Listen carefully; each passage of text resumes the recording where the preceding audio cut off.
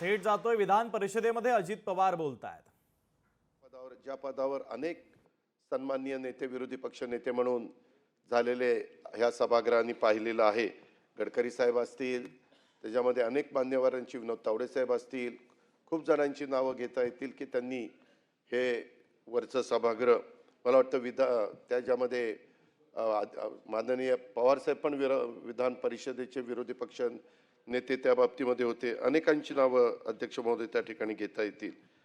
आणि अक्षरशः त्यांनी प्रवेश केल्यानंतर 3 वर्षाच्या कालावधीतच ते ह्या सभागृहाचं, जसं विधिमंडळाचं नेतेपद प्रमुख आहे तसं समोरच्या बाजूला विरोधी पक्ष नेते पद देखील तितकंच महत्त्वाचं असतं आणि तिथं ते विराजमान झाले। राजकीय कारकिर्दीत देखील अशी महत्त्वाची पदं फार कमी लोकांना एवढ्या कमी कालावधीमध्ये मिळतात। म्हणून मी सुरुवातीला म्हणलं की ह्या बाबतीमध्ये दानवे साहेब हे नशीबवान आहेत आणि त्या दृष्टीने खरोखरीच दानवे साहेब आपण नशीबवान ठरला। अर्थात यामध्ये फक्त काही तुम्ही नशीबवान होता म्हणून हे मिळालं अशातला भाग नाही, त्याच्यामध्ये आपल्या कर्तृत्वाचा वाटा देखील तेवढाच बरोबरीचा आहे। या आधीच्या कालावधीत देखील आपण अनेक आंदोलनं केली, त्याचा उल्लेख मगाशी विधिमंडळाचे प्रमुख या नात्याने मुख्यमंत्री देवेंद्र फडणवीस साहेबांनी केला। तुम्ही आंदोलनं केली, त्याद्वारे अनेक प्रश्नांना तुम्ही वाचा देखील फोडलेली आहे आणि याची दखल सर्वांना घ्यावी लागली आणि त्याच्यातनं काही प्रश्न देखील सोडवण्याच्या करता तुम्ही यशस्वी झाला। संसदीय लोकशाही व्यवस्थेत राज्याच्या विधिमंडळाला सर्वाधिक महत्त्व आहे हे आपण नेहमीच पाहतो, परंतु त्यातही विधान परिषदेचं स्थान हे वरिष्ठ आहे आणि समाजाच्या विविध क्षेत्रातील मान्यवर या सभागृहात प्रतिनिधित्व करत असल्यानं तिथं होणाऱ्या चर्चांना एक विशेष महत्त्व हे आजपर्यंतच्या एकंदरीत कारकिर्दीत अध्यक्ष सभापती महोदय आपण सगळ्यांनी पाहिलेलं आहे। शेती, उद्योग, व्यापार, शिक्षण, आरोग्य, विज्ञान, कला, क्रीडा अशा समाजातील विविध क्षेत्रातल्या मान्यवरांनी गेल्या 100 वर्षात या सभागृहाचं सदस्य म्हणून अतिशय प्रभावीपणे कामगिरी केलेली आहे आणि राज्यातल्या अनेक मान्यवर नेत्यांनी, समाज धुरीणांनी विधान परिषदेमध्ये प्रतिनिधित्व केलेलं आपण जर रेकॉर्ड बघितलं तर सभापती महोदय ते आपल्याला सगळ्यांना पाहायला मिळतं। आणि महाराष्ट्राच्या विधिमंडळाचं वरिष्ठ सभागृह असलेल्या महाराष्ट्र विधान परिषदेचं सन 2021 मध्ये आपली शतक महोत्सवी वाटचाल आपण पूर्ण केली, याचा देखील आपल्याला सर्वांनाच सार्थ अभिमान आहे। विधान परिषदेत होणाऱ्या चर्चांना एका वेगळ्या उंचीवर नेण्याचं काम या सभागृहातल्या सदस्यांनी सातत्याने केलेलं महाराष्ट्रातल्या जनतेने देखील पाहिलेलं आहे आणि या सभागृहाच्या कामकाजाचा दर्जा, सन्मान वाढवण्याच्यासाठी आज निवृत्त होत असलेले विरोधी पक्षनेते, आज म्हणजे अधिवेशन संपल्यानंतर ऑगस्ट महिन्यात एंडला अंबादास दानवे साहेबांनी दिलेल्या योगदानाबद्दल साहजिकच सभागृह त्यांचं अभिनंदन करते, त्यांना धन्यवाद देत आहे आणि त्यांनी पुन्हा एकदा विधान परिषदेमध्ये किंवा विधानसभेमध्ये आमच्यासोबत यावं अशा प्रकारच्या शुभेच्छा देखील अंबादास दानवे साहेब मी आवर्जून आपल्याला देईन। दानवे साहेबांना तसा अनेक राजकीय पक्षामध्ये काम करण्याचा अनुभव आहे, त्यामुळे सर्वच राजकीय पक्षात त्यांचे अतिशय स्नेहसंबंध चांगले आहेत। त्यामुळे त्यांच्या विरोधी पक्षनेतेपदाच्या कालावधीत संघर्षाचा प्रसंग फारसा तसा बघितलं तर उद्भवला नाही, कारण सुरुवातीच्या काळामध्ये मला जी माहिती आहे त्याच्यामध्ये अंबादास दानवे साहेब भारतीय जनता पक्षाच्या युवा मोर्चाचे एक सक्रिय कार्यकर्ते म्हणून त्यांनी काम केलंय आणि 90च्या दशकामध्ये ज्यावेळेस ह्या महाराष्ट्रामध्ये हिंदू हृदय सम्राट बाळासाहेब ठाकरे यांच्या विचारांनी प्रभावित होऊन अनेक तरुण पिढी ही शिवसेनेमध्ये सामील झाली, त्याच्यामध्ये अंबादास दानवेंनी पण हिंदू हृदय सम्राट बाळासाहेब ठाकरेंचं एकंदरीत वक्तृत्व, एकंदरीत त्यांची विचारधारा, ह्या सगळ्या गोष्टी बघून, त्यांचे हिंदुत्व ह्या सगळ्या गोष्टी बघून त्यांनी देखील त्यांच्यावर प्रभावित होऊन शिवसेनेमध्ये प्रवेश त्या ठिकाणी केला आणि सुरुवातीला शिवसेनेचे छत्रपती संभाजीनगरचे उपजिल्हा प्रमुख, नंतर नगरसेवक, नंतर महानगरपालिकेमध्ये सभागृह नेता, नंतर शिवसेनेचे छत्रपती संभाजीनगर जिल्हा प्रमुख म्हणून आपल्या कामाचा ठसा त्यांनी उमटवला।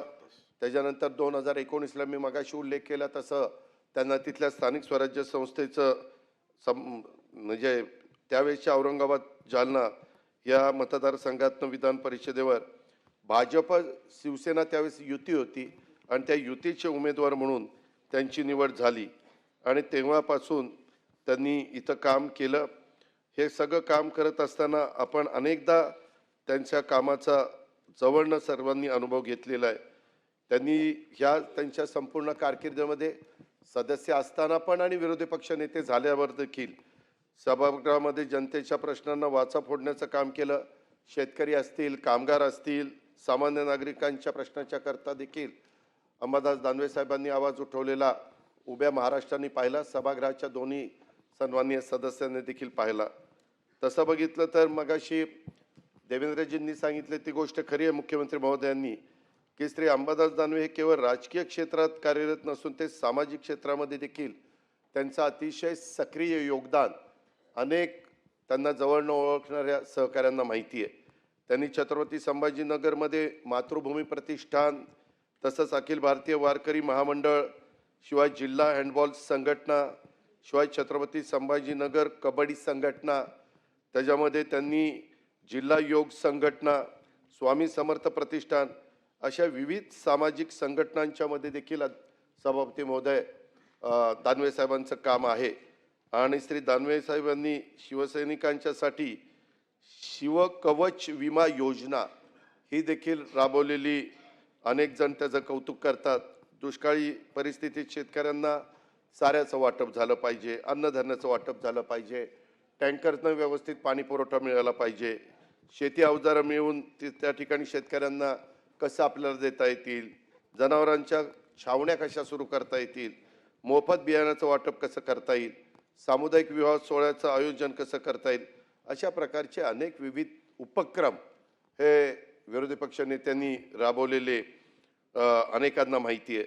सन 2022मध्ये ते विधान परिषदेवर ज्यावेळेस विरोधी पक्षनेता झाले तेव्हा अनेक प्रश्नाच्या बद्दल मी सुरुवातीला सांगितलं की सरकारकडे पाठपुरावा करून जनतेच्या प्रश्नाला न्याय मिळवून देण्याचं काम हे दानवे साहेबांनी केलेलं आहे. त्याच्यामध्ये बऱ्याचशा ठिकाणी त्यांचा अभ्यास पण, सखोल ज्ञान हे त्याच्यामध्ये उपयोगी पडायचं.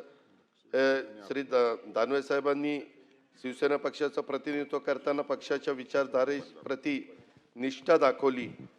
सत्ताधारी पक्षावर रचनात्मक टीका करून सभागृहामध्ये चर्चा त्यांनी समृद्ध त्या ठिकाणी केल्या आणि विविध सामाजिक आणि राजकीय मुद्द्यांवर देखील ते ठामपणे आपली मतं त्यांनी मांडण्याचं काम केलं. त्याच्यामध्ये मराठा आरक्षणाचा मुद्दा असेल, त्याच्यामध्ये शेतकऱ्यांच्या विविध प्रश्नांचा उल्लेख असेल, स्थानिक स्वराज्य संस्थांच्या निवडणुकीच्या संदर्भामध्ये देखील ह्या निवडणुका झाल्या पाहिजे, लोकांना संधी मिळाली पाहिजे, कार्यकर्त्यांना संधी मिळाली पाहिजे, अशा प्रकारच्या मागण्या देखील त्यांनी सभागृहामध्ये अनेकदा लावून धरलेल्या सभापती महोदय आपण सगळ्यांनी पाहिलेल्या आहे.